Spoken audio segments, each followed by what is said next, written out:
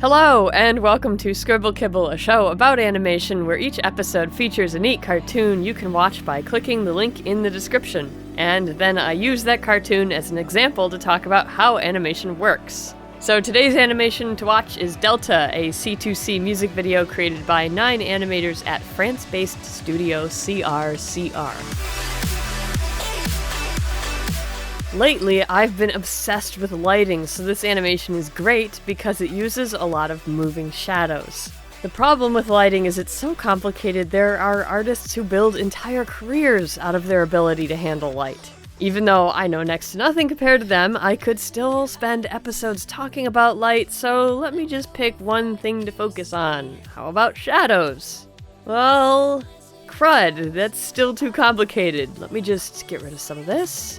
Great. There are 2 main types of shadows, form shadows and cast shadows. The form shadow is what defines the 3D shape of an object. So form shadows are shadows on the object because of the shape of the object itself, like shadows over deep-set eyes, gaunt cheekbones, ear holes, neck shapes. Cast shadows are shadows that come off of an object. I'll add a cast shadow into this drawing. And just because I added this shadow, now it looks like the king is no longer sitting with his back touching the chair. Cast shadow is easy to remember because we say the phrase casts a shadow in everyday life. This statue is casting a shadow on the ground. Cast shadow, form shadow. Looking at Delta, many of the critical points in the animation are defined by cast shadows. The shadow of the pyramid as it floats over the land, the shadow of the king as he sets off to face the pyramid, the parting shadows of the doors as they open to the world. Meanwhile, form shadows give definition to characters so they don't look flat. The easiest place to spot them is on people's faces. The more form shadows there are, and the more carefully sculpted they are, the more severe facial expressions look as a result. Darker shadows increase drama. Lighter shadows are more subtle.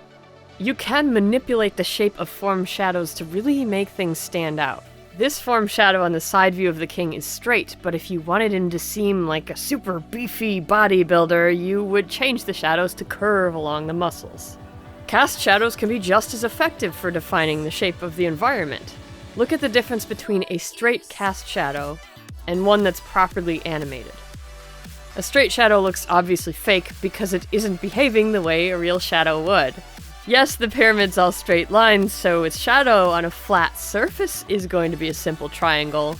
But if the surface isn't flat, the shadow hits obstructions either before or after the ground, depending on the position of the light source and how big the non-flat thing is.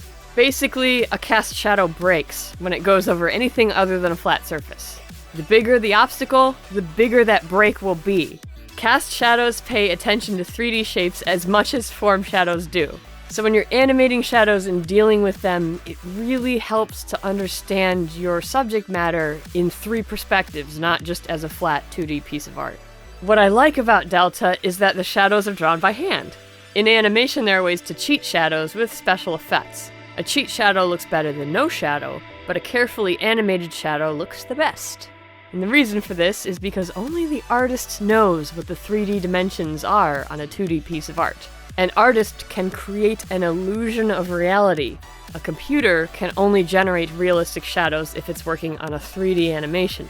Just like the sun can only generate realistic shadows in a 3D world. Okay, sun, put the shadows in. Just put them right in there. It's great. That looks like a piece of paper. Good job, son. When you want to get off the darkest ground, but gravity pulls you straight down. Earth from a bird's eye view. You should grow feathers and see this too.